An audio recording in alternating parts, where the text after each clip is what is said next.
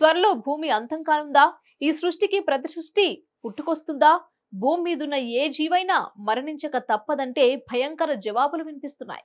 అయితే తాజాగా భూమి అంతానికి సంబంధించిన కొన్ని విషయాలు వెలుగులోకి వచ్చాయి. అవేంటో ఇప్పుడు చూద్దాం.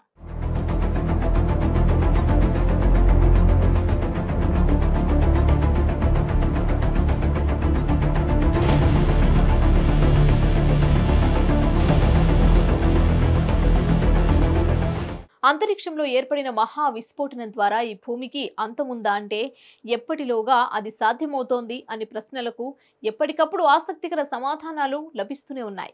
అయితే వాటిలో ఎంతవరకు నిజముందో తెలియదు, కానీ మీడియాలో, సోషల్ మీడియాలో అవి నానుతూనే ఉంటాయి. అయితే తాజాగా కొన్ని విషయాలు భూమి అంతానికి సంబంధించి సరికొత్త ఆందోళనను కలిగిస్తున్నాయి. డిసెంబర్ 21, 2012న భూమి అంతమవుతోంది, జీవికి మరో పుట్టుకుండదు, ఇలా పలు రకాల కథనాలు చర్చలో ఉండేవి. దీంతో ప్రజలు ఆందోళనకు గురయ్యారు. 2012 సమయంలో మయన్ క్యాలెండర్ క్రీస్తు పూర్వం 3114లో మొదలైంది. దాని చివరి తేదీ 21 డిసెంబర్ 2022. ఇదే భూమి అంతానికి సంకేతం అని, అదే చివరి రోజని పలు రకాల కథనాలు వ్యాప్తిలో ఉన్నాయి. కొంతమంది ప్రజలు అది నిజమని కూడా నమ్మారు.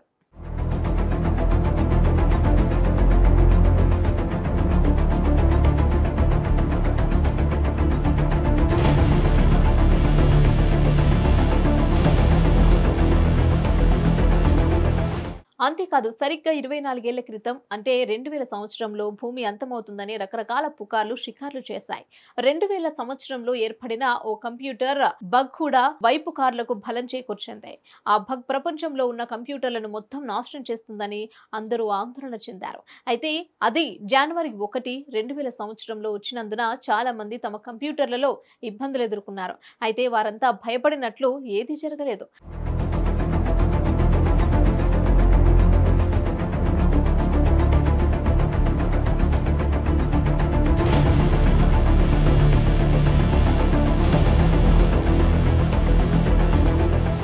ఇక దాని తర్వాత ఇంగ్లాండ్లోని లీడ్స్ ప్రాంతంలో 1806లో ఒక కోడ్ ఉండేది.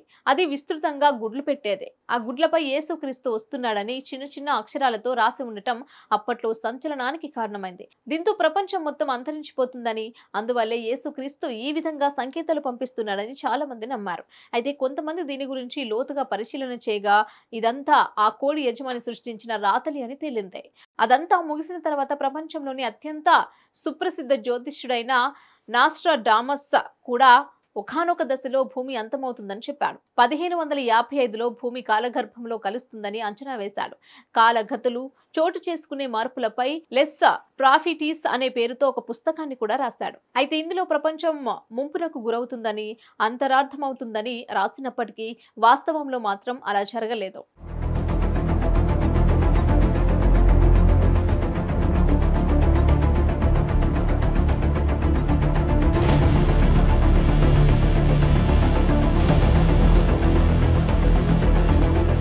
వెయ్యవ సంవత్సరంలో యేసుక్రీస్తు వస్తాడని క్రైస్తవ మత బోధకులు ప్రచారం చేశారు. ఆ సమయంలోనే ఈ భూమి మొత్తం అంతమవుతుందని ప్రకటించారు. కానీ అదంతా ఊహాగానమని తర్వాత తేలింది. అప్పటి నుండి ఇలా ఎప్పటికప్పుడు ఏవేవో పుకార్లు, ఊహాగానాలు షికార్లు చేస్తూనే ఉన్నాయి.